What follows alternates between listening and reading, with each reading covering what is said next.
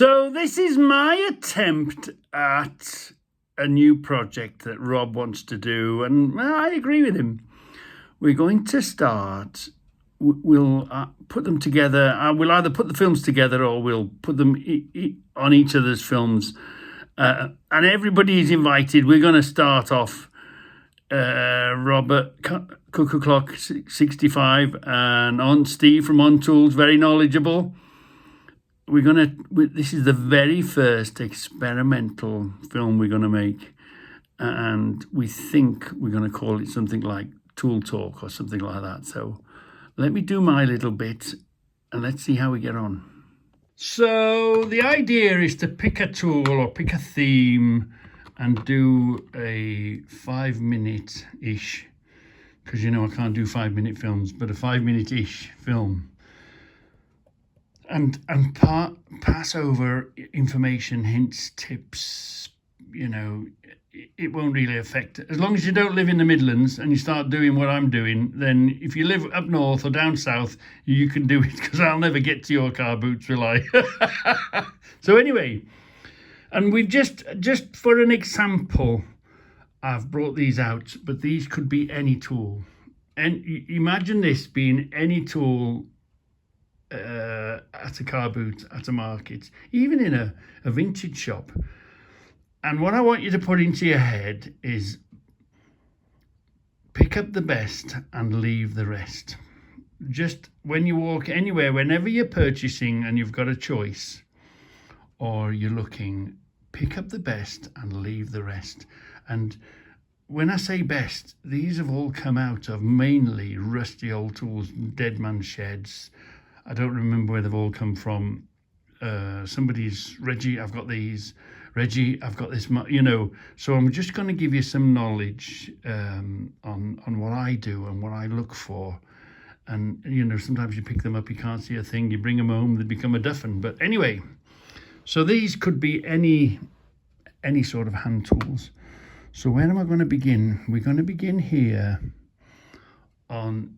This is plain Jane. So you're in the market now, and you're walking by, and there's a bucket of these. There's a bucket of these in here, and you say to the bloke, "How much, mate?" And he might say, it doesn't matter the number of the money. He might say £5 each. He might say £2 each. He might say whatever. If you're into your place, he might say £10 each, mate. Whatever. So okay. So now you've got a choice. So you've got a choice of what you want to pick up. If you want a particular tool to do a job, well, that's fine in the thing. So first of all, here is a plain Jane. The very same tool as everything else, the same value, the same everything. But this is plain Jane, the tool, okay? So the next one you've got to be looking out for is, I did go and get it. Oh, here we are, yeah. This is, watch out for, named. Can we zoom that in? Yeah, we have zoomed that in. Look out for any faint marking within the rust. Bring them home, clean them, scrub them. What you're looking for is something like this. Can you see it? No, you can't see it, can you? Buck and Hickman, that says. Does it say Buck and Hickman? Let's put the light on, hold on. So, first of all, try and identify the make of the tool, the maker or the provider of it. Come on. Buck and Hickman. Do you see that says? Buck and Hickman? The reason being, and remember, you're paying the same price for it all. So, pick up the best and leave the rest. So, we've got a Buck and Hickman, haven't we? So, why would you pick up a tool with a name on it over a tool that hasn't got a name on it and then a plain Jane? Now, in the case of Buck and Hickman, there's the books, Buck and Hickman, isn't there? There's the tool books.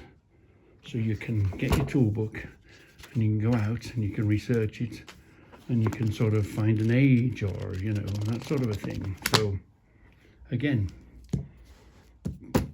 so this is best, better, best, you know what I mean? So if you can, and if you've got a choice and you see you've got a choice of 3 or 4, leave the plain Janes, pick up a name. So that's the first thing you've got to watch out for. And then the next thing to watch out for is the broad arrow. And the broad arrow is its military service, look. And the military service, it pins it down. There's your broad arrow. Some people call it the crow's foot. Some call it broad arrow. And we've got 1973 on that one. And we've got this number, which I guess is this is a Hawksley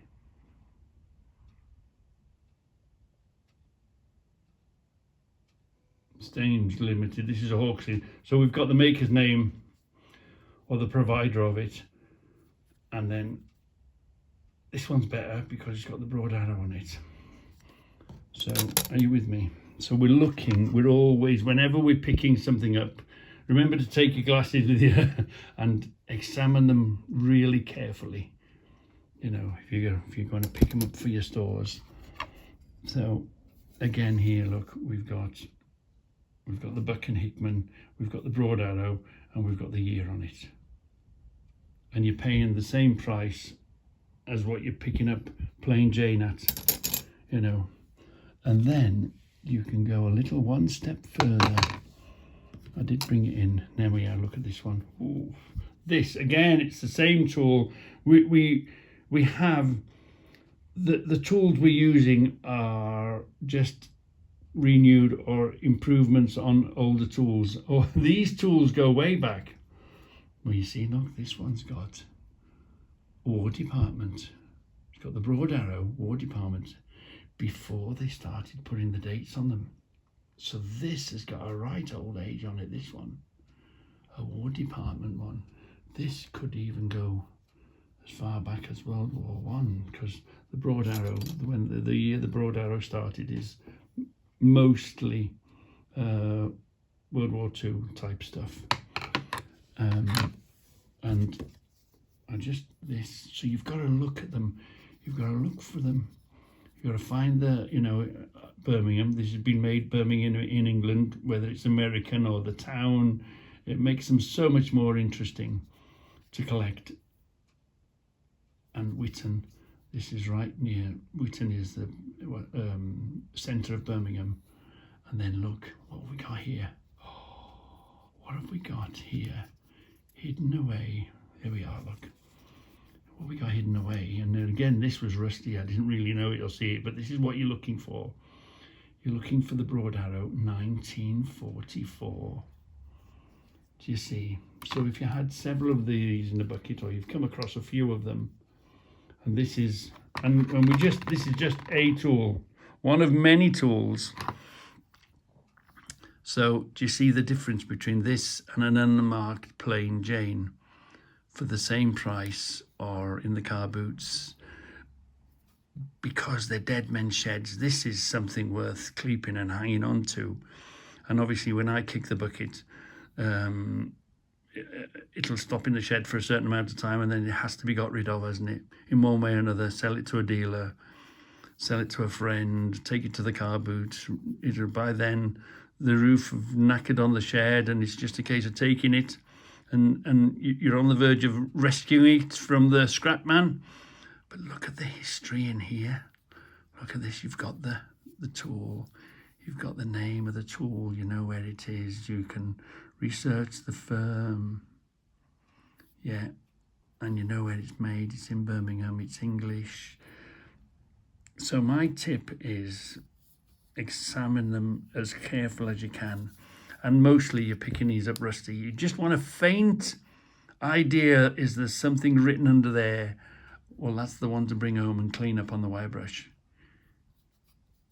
So pick up the best and leave the rest. My mate Tony Bevan, one of my suppliers, shall we say, one of my little minions, has drummed that into my head every time